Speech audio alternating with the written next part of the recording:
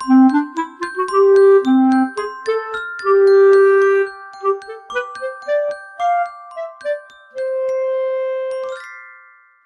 rót go dtí an seminar gréasáinsa a thug an léargas Feinmheastóireacht san Oideachas Luathbhlianta ag díriú bhlianta lua na bunscoile. Tugann na léargas taide san áireamh, chumá le cinntií cigarí I suíomhanna Oideachas na Luathbhlianta, agus an cóirla a thláthraí an cigarí chun feabhsú a chur chun cinn. Tá an seminar bunaithe cuncap na Feinmheastóireachta, mar bhealach le machnamh a dhéanamh cleachtais garamúla a spreagan gníomhaíochtaí éifeachta agus a chuireann le taithí fáilime agus spriocanna fáilime na leanaí. Cuireann an seminar gréasáinsa samplaí de Feinmheastóireacht scoile éifeachta fáil ó thaobhanna Luathbhlianta. Cuirmid nasc luachmhara de achmhainní fáil comá a thug an tacaíocht de Herbert cleachtais Feinmheastóireachta sa scoil. Luatar iad le ling an seminar gréasán. Lig doing inis machnamh a dhéanamh na dacaméid a bhanan le bunscoilena. Tá Feinmheastóireacht scoile lebah inis sna bunscoilena. Bhí na treoirlínta Feinmheastóireachta scoile de bunscoilena agus an dacaméid ag breathnú an scoile goinge a ecan tú ansa mar bhain ólais don phróisis Feinmheastóireachta scoile le ling réimse 2016 go 2020. A hanítar I ggurcaláin Cathracha fiche na hathrathe thucrathe de Feinmheastóireacht scoile agus admhítar ann nach mbeidh aon riachtanas nua ann maidir le Feinmheastóireacht scoile sa scoil bliain fiche héan.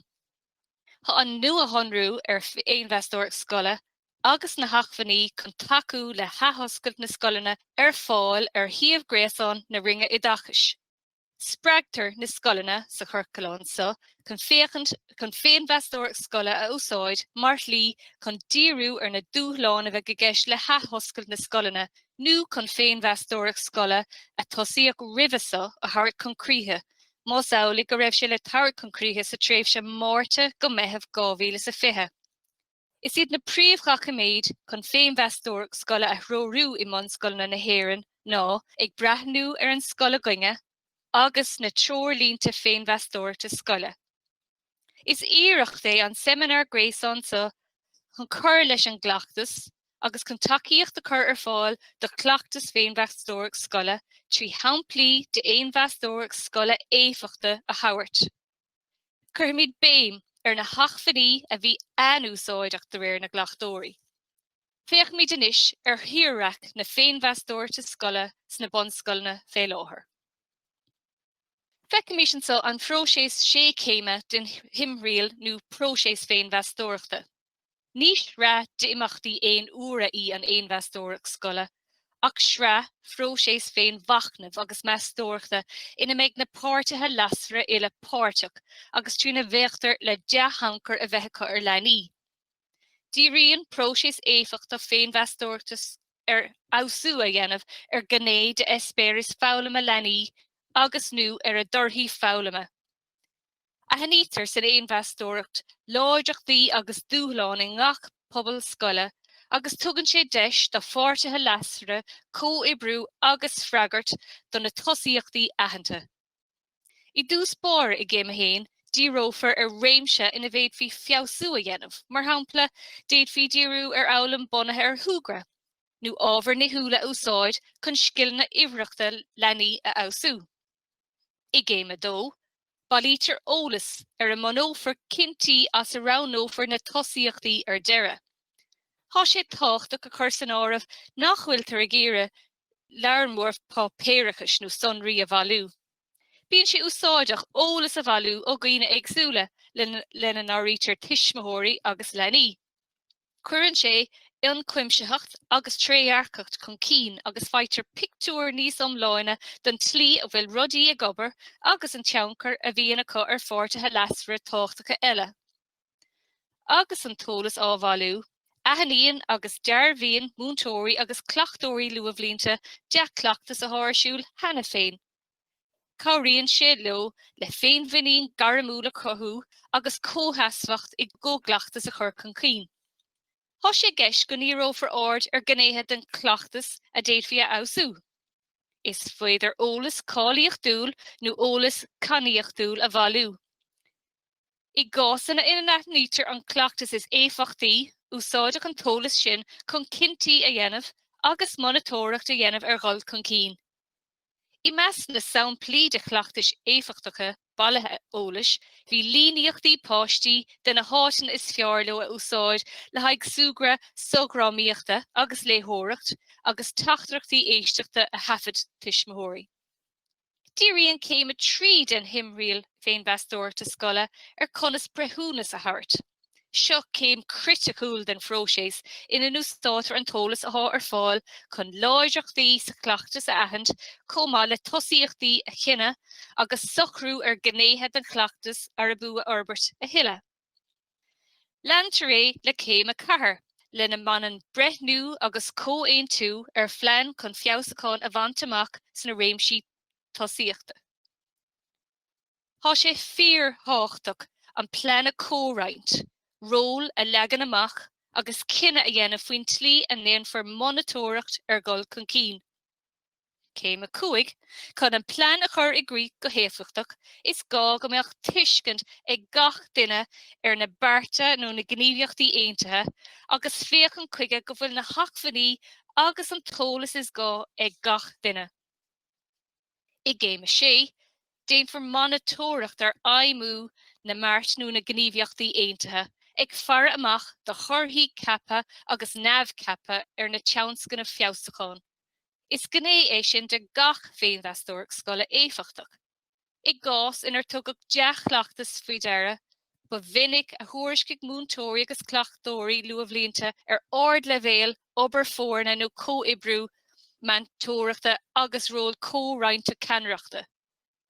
Gné eile de deachleachtas I bróiséis Feinmheastóireachta Oideachas Luathbhlianta is a gcothanna leanaí agus tuismóirí a bheith curtha san áireamh. Féachtar tuile ar sin sa céad sleamhnán eile. Próiséis có-ibreacha is an Feinmheastóireacht scoile ina néistir agus ina gníomhítar ar thuairimí agus dearchaí páirtithe leasra eile I céimeanna agsúla de himrial na Feinmheastóireachta. Is féidir ólas anúsáideacha áil as dul a gcóir le leanaí agus lena tuismóirí faoin na daithí ar an scoil agus ar an bhoghlaim agus faoin teancair a bhí ag éon ceann den na teanscanna fiosacháin nó den na hathra ribhasa orthú. Comá le tuairimí múntóirí leanaí agus a tuismóirí áil, déiteach go mbeadh léargas le tairiscint ag bail an bhord banistíochta maidir leis an scoil, an múna agus leis an bhoghlaim. Ba é fiosú na cumarsáide agus an có-ibrithe idir phobal na scoile agus pobal áitiú le réamhscoile agus lua Oideachas agus lua chóram an fócas a bhí ag roinnt teanscanna Feinmheastóireachta agus fiosacháin scoile ar éirí go máileo. Jo for tuile ólas is sra seminar gréasán ar an ábhar aistriú ar conas an phróiséis Feinmheastóireachta scoile agus creatcáilíochta cigeacht an Oideachas Luathbhlianta a úsáid chun mach na bheith dhéanamh ar aistriú leanaí idir an réamhscoil agus an bunscoil, agus an tlí leis an aistriú sin a ausú. Tá achfaní úsáideacha eile curtha le chéile ag an gcomharla náisiúnta curriculum agus measúnachta chun takeú le scoileanna agus siomhanna Luathbhlianta a roghnaíonn díriú ar aistriú mar chuid dá gleachtais Feinmheastóireachta agus fiosacháin. Féach míid anois ar an úsáid a déadmhí a bhaint as an grat cigeacht a Luathbhlianta agus na hachfaní chun takeú le machnamh garamúil agus cleachtais Feinmheastóireachta scoile I rangan na níonáin I bunscoileanna na hÉireann. Tá an creatcáilíochta cigeacht ar Oideachas Luathbhlianta bunaithe ar aistear, an creat curriculum lua óige agus síalta a tháinig feicáil an so. Díríonn an dá creat so ar láthair ard caighdeán Oideachas a chur ar fáil de leanaí idir 9 agus 6 bliana. Lector béim ontú ar an tácht a bhanan le Feinmheastóireacht chórasach leanúnach agus cleachtais bhachnamhach garamúla. Is léir ó thorthaí cigeaachta go bhfuil gaol dearfach idir chleachtais láidir Feinmheastóireachta agus ard caighdeán sa bhuaine agus san eolam. Aithnítear machnamh garamúil éonar agus cófortach mar gné fíor-háchtach san iireacht chun cáilíocht na neispéiris foghlama agus a dorthaí a bhí na leanaí I siomhanna Luathbhlianta a uasmhéadú. Tá cur chuige don Feinmheastóireacht scoile a há bunathe láideachtaí agus ina bhfuil láideachtaí aitheanta anéifichtach. Tá sé crutha go gcóchtaíonn sé múntóirí agus cleachtóirí luatbhlianta, agus iad ag freagart do riachtanas tosaíochta go co-ibriach. Sin Oideachas Luathbhlianta, is minic a bhíon múntóirí agus cleachtóirí luatbhlianta páirteach i machnamh leanúnach garamúl, bunathe ar cheistina mar cad a háid gobar go maith, cé a bhain an leasás, cá bhistúing, cad é an dul chun cín agus an dearfacht a eicimid a déadmís a Herbert. Sa tror don cigeacht ar Oideachas Luathbhlianta agus sa crack cigeachta a haspáinte ar na sleanáin, jo for ólas a déadfia úsáid mar achfan chun taú le cleachtais garamúla bhachnamh agus Feinmheastóireachta in éon siamh Luathbhlianta. Tá ceithre réimse idir gailmhre i grat cigeacht an Oideachas Luathbhlianta agus torthaí gailmhre i gábháil le gach ceanndíobh. Mar hampla, I réimse a dó ina bheachtar ar gnéthe de cáilíocht bhróiséis chun taú le fálam agus ferbert lenaí á rítar 8 dora ar le. A glúdíon gnéthe don saláthair ar nó súgra, idir gníomhaíochtaí, cleachtas cuimseach, pleanáil agus measú nu. Tá cúlaí ólas fé le I ngach ceann den a hocht réimse sin a léiríonn gnéthe de dheach cleachtas.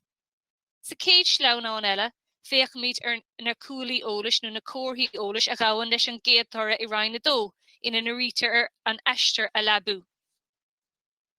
Mar a ecan tú, díríonn an turasá ar an tlí a monítar an saláthair ar eistir, I siomh cuaram agus lua Oideachas. Tá rogha de cóirthaí ólas a go bháil leis nach bhfuil cappa le bheith san tróireach nó críochnaach. Trí áir de thart ar na cóirthaí ólas so, is féidir taú le machnamh garamúl agus Feinmheastóireacht scoile, de bhrí gur féidir le múntóirí láideachtaí ina gleachtas féine ahand agus a dhearbhú, agus smuointe áil a gnám céanna faoi gníomhaíochtaí a déadach tuile fiabhsa a dhéanamh ar an múine agus ar an bhoghlaim. Beag na cóirthaí ólas a chuirte ar fáil do gach tóra úsáideach go háirithe do bhachnamh garamúl éonar nó cópháirteach, agus múntóirí agus cleachtóirí ag féachant le láideachtaí sa saláthair a dhearbhú agus tosaíochtaí madidir le fiabhsú a ahand. Is féidir leis na torthaí agus na cóirthaí ólas a thar fáil sa teoir do cigeachtaí ar Oideachas Luathbhlianta, scafláil a chur ar fáil do bhalú ólas agus do phróisis cintóireachta mar cuid de cheannscanna Feinmheastóireachta agus fiabhsacán scoile. I dora a náid de crat na cigeachta ar Oideachas Luathbhlianta, féachtar ar an tlí a gohítar scileanna teanga, litreachta agus iibhreachta a chuid teach chun cín. Ránaí a cóirthaí ólas don na torthaí so chun taú le machnamh garamúl agus ólas a bhalú as a bhéad bhí tacaíoch fiabhsacán a ahand. Léiríonn an scríbhnóireacht sa cló curcra gnéithe de cleachtas a dahan múntóirí mar láideachtaí. I gló uaine nó glas a thugtar na gnéithe den cleachtas a haníoch mar gnéithe le haid fás agus forbartha.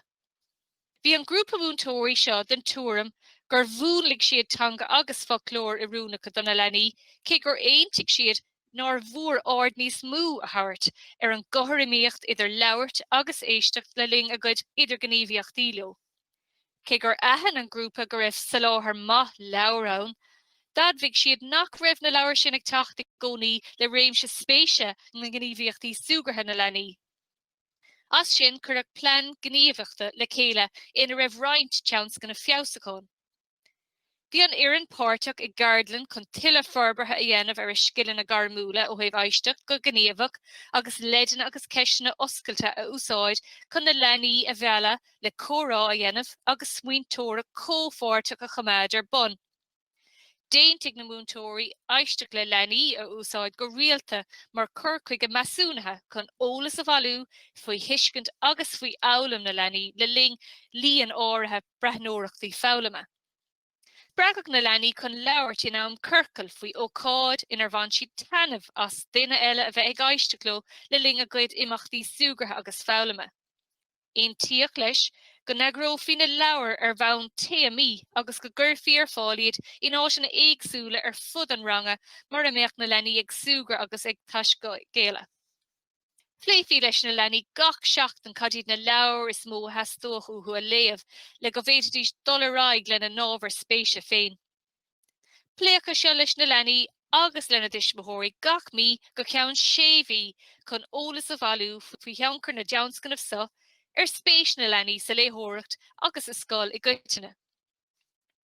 Bhí an tabhrenú ar Feinmheastóireacht scoile mar bhain de fleanáil curriculum gearthéarmach agus adhéarmach ina chuireach béim leanúnach ar bhanatóireacht a dhéanamh ar an gothraíocht idir aisteach agus leabhart in idir gníomhaíochtaí idir múntóirí agus daltaí agus idir daltaí agus daltaí le linn gníomhaíochtaí súgartha agus fáilime.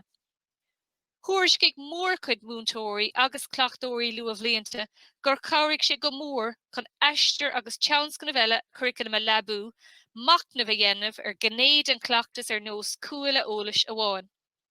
Cé gur mála múntóirí agus cleachtóirí áirithe ibriú ó rud amháin amach go dtí an córas amláin, is fearr le daoine eile ibriú an córas amláin is deach go dtí sonraí an cleachtas.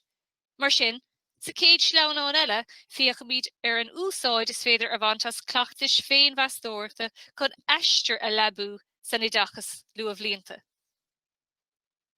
Is cleachta úsáideach é macna bheith dhéanamh ar ceithre héama aistear agus ar an teancar hácha ar an gleachtas sa teamaranga agus is scoil, chun díriú ar na rudaí a bhfuil a gairí go máileo agus na rudaí sin nár-mhór ard níos mú a thart. Is féidir gur a bú na téamaí faláine, ahantas agus muintras as aistear a ranú mar thosaíochtaí i do chud ibre le Feinmheastóireacht scoile i bhíne se dhúna na scolanna le déanaí, agus an teancar a déad go bheith ag an bandéim ar leanaí. Tá roinnt achmhainní eile ann i deanta dachaméid aistear agus an treord an cigeacht ar Oideachas Luathbhlianta chun taú le Feinmheastóireacht garamúil éonar agus cóibretheach san Oideachas Luathbhlianta. Tá ceithre ra treorlínta ar fáil chun taú le múntóirí agus cleachtóirí Luathbhlianta ghlacha le heistear. Díríonn siad ar na téamaí sa a theaspáintear ansa.